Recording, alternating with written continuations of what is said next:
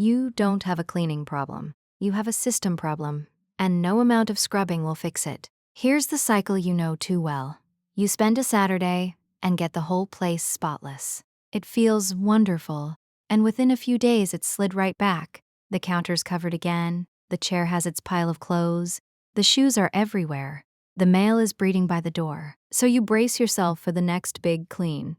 And you quietly decide that a messy home is just your lot in life, the price of being busy. It isn't. You've just been fighting the wrong battle. Because walk into almost any Scandinavian home and you'll notice something strange. It's tidy, but nobody's cleaning. There's no frantic scrubbing, no dreaded weekend deep clean, no war against the mess. The place simply stays calm and ordered, quietly all the time. And the reason isn't that Scandinavians clean more than you. They clean far less. They've just built a handful of small daily habits that stop mess from ever building up in the first place. Prevention, not cleaning. That's the entire secret. And once you see it, you can't unsee it.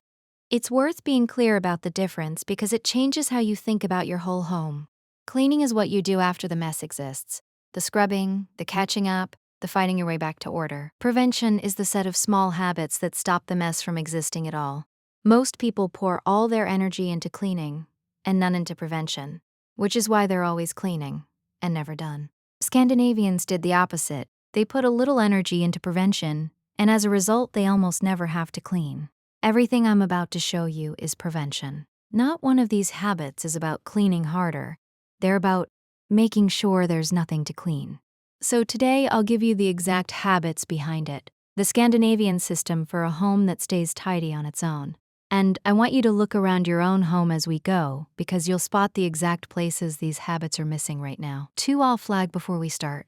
Number 4 is the 10-minute habit that quietly replaces your entire weekend of cleaning. And number 6 is the deepest secret of all, the one nobody really wants to hear, because it asks something of you.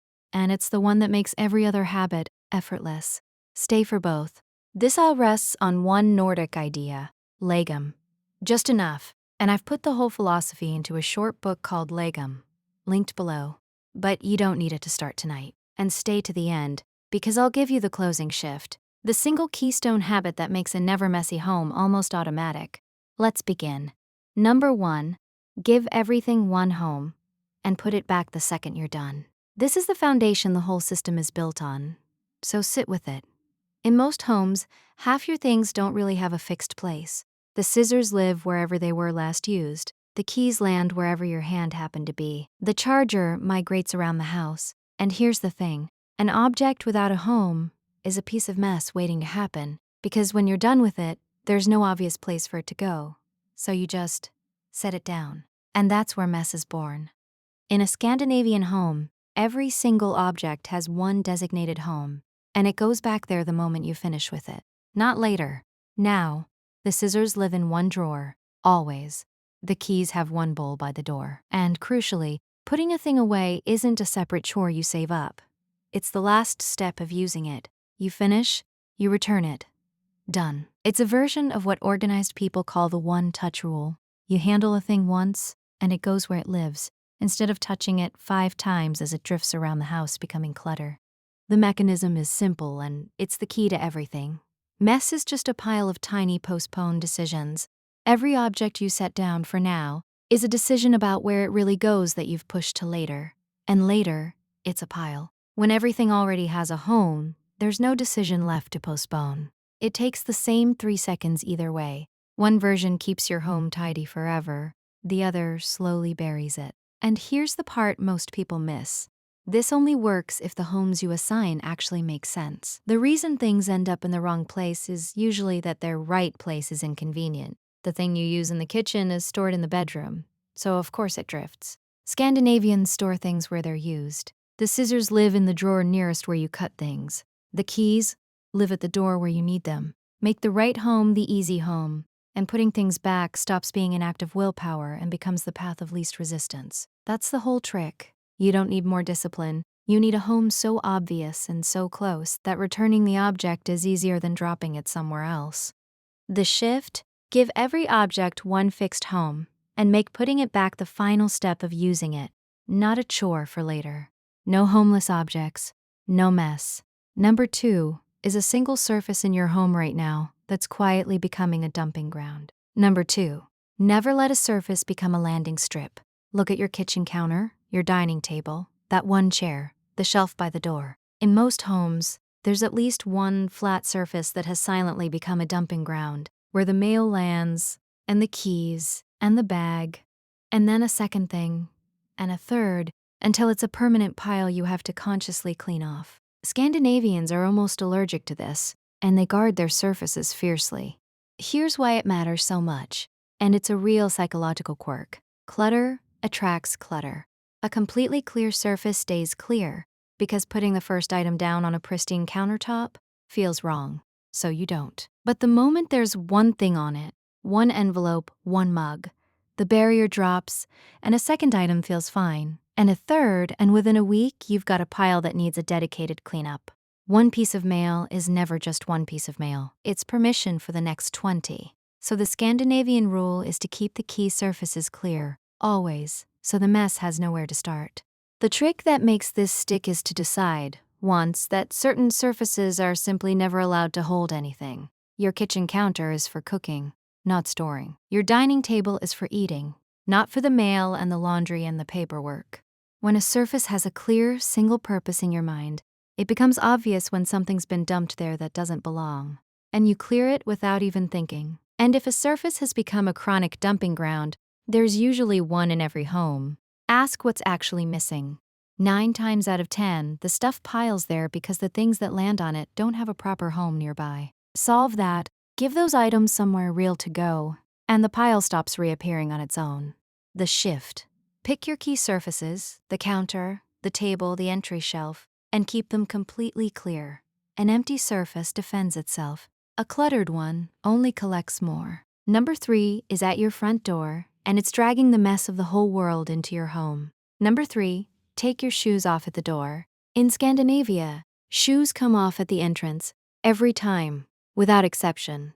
And this isn't just about the dirt, though that's real.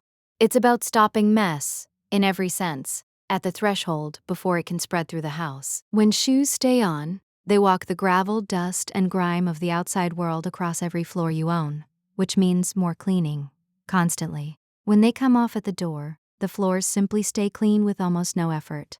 But there's a tidiness lesson hidden in it too. The Scandinavian entryway is a designed system, not an afterthought.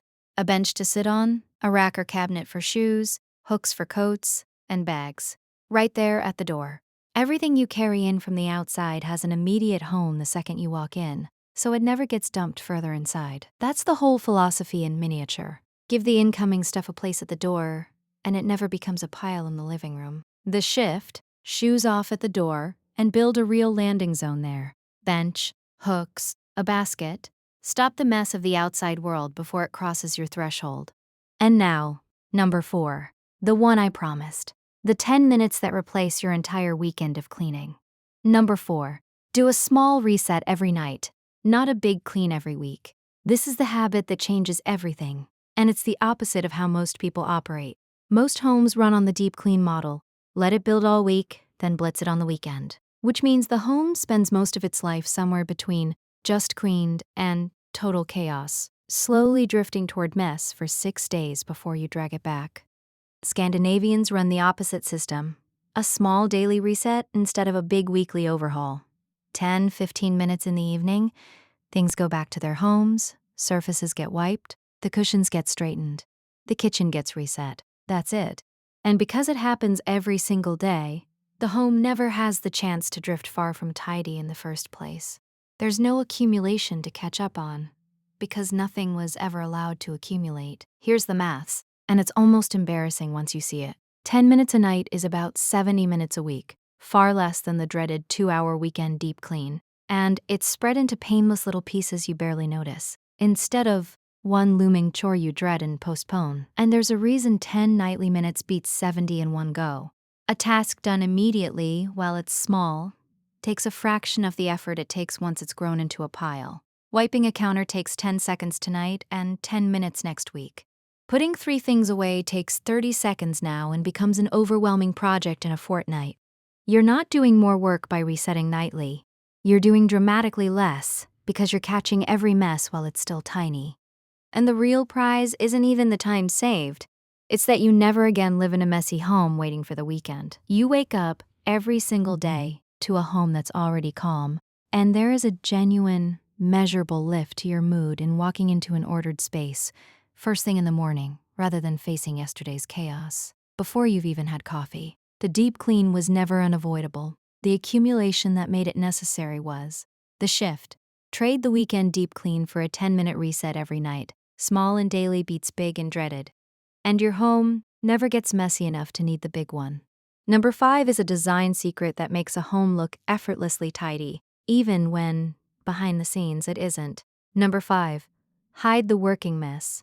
Closed storage over open shelves. Open shelving looks beautiful in photos, but it's a tidiness trap because everything on it is visible all the time. Every slightly out of place item, every jumble, everything that doesn't quite belong registers to your eye the moment you walk in, and the room reads as cluttered even when it's basically fine. Scandinavian interiors lean the other way, toward closed storage, cabinets, drawers, cupboards with doors, baskets with lids, things behind things. And here's the honest, freeing truth about this one. It's not about being perfectly organized inside. Behind those cabinet doors, a Scandinavian's drawers are as ordinary and imperfect as anyone's. The point is that the mess is contained and out of sight, so the room itself reads as completely calm. A few carefully chosen things stay out on display because they're genuinely lovely or used every day. Everything else, the working clutter of a real lived-in life, goes behind a door. Your eye gets nothing to snag on, so the whole space feels serene, and you didn't have to achieve impossible perfection to get there. You just had to close a door on the chaos. The shift? Put the everyday clutter behind closed doors and keep only a few chosen things on display. A calm room isn't a perfect room. It's one where the mess is simply out of sight. Which brings us to number 6, the deepest secret, the one that makes all 5 of the others almost effortless. Number 6, own less, so there's simply less to make a mess with. Here's the secret underneath every other habit, and it's the one people resist, because it asks something real of you. A home stays tidy far more easily when there's less in it. Fewer objects means fewer things to find homes for, fewer things to put away, fewer things to pile up, less to reset each night. Every single object you own is something that will eventually need to be tidied. Cut the number of objects, and you cut the tidying permanently at the source. This is legum applied to your whole home, just enough and not more. Think about it plainly. A home with half as many possessions has roughly half as much to tidy, half as many surfaces that can pile up, half as much to reset each night. Every one of the 5 habits above gets easier in direct proportion to how little you own. The people whose homes seem to stay effortlessly tidy almost never have some superhuman discipline you lack. They simply have less stuff, so their tidying is a fraction of yours. And it comes with a second, quieter rule that seals it. The Scandinavians are as careful about what comes into the home as what goes out, because you cannot out-tidy a home that keeps filling up. If new things pour in the front door faster than you deal with them, no amount of nightly resetting will ever win. So before something new comes in, it has to earn its place. Do I need this? Where will it live? What is it replacing? Buy less and better. Own less and let less in. And suddenly, all 5 habits above stop being work at all, because a home with less in it practically keeps itself. The shift, own less and let less in. The tidiest home isn't the one that's clean the most, it's the one with the least to make messy in the first place. So there they are, the Scandinavian system for a home that stays tidy on its own. Give everything a home and return it at once. Keep your surfaces clear. Stop the mess at the door. Reset for 10 minutes nightly instead of blitzing on weekends. Hide the working mess behind doors and own less so there's less to manage. And notice what none of these are. Not one of them is a cleaning technique. That's the whole revelation. A Scandinavian home isn't scrubbed more often or more thoroughly than yours. It's simply never allowed to become the kind of mess that needs a scrubbing day. Prevention, in small quiet actions, repeated until you don't even notice you're doing them. And if the calm underneath all of this appeals to you, a home and a life with room to breathe instead of a constant low battle against your own stuff. That's exactly what I wrote about in Legum. It's a short book about owning just enough and the peace that opens up when you do. It's linked at the top of the description. And if you've watched this far, it was written for you. Now, as promised, here's the closing shift. The single keystone habit that makes a never messy home almost automatic. And the one thing I'd ask you to start tonight. Think of how a good little shop closes at the end of the day. Before they lock up, they reset everything. So tomorrow morning they walk into a clean, ready space. Do the same for your home. Every night before bed, take 10 minutes and close your home. Everything back to its place, surfaces cleared, kitchen reset. That's it. 10 minutes, and you wake up every single day to a home that's already calm. It's the smallest of the habits, but it's the keystone. Because a home that gets reset every night can never build up into the mess that needs a whole weekend to fix. Do the closing shift tonight and again tomorrow, and within a week you'll feel the whole rhythm of your home change. And I'd love to know, which of these 6 is the one your home is missing most right now? Be honest. Tell me the number in the comments and you'll find plenty of people fighting the exact same one. And if this gave you real hope for a calmer home, share it with one person who's been stuck in the clean it then watch it fall apart cycle. Sometimes knowing it's a system, not a personal failing, is the whole relief. Take good care of yourself, and I'll see you in the next one.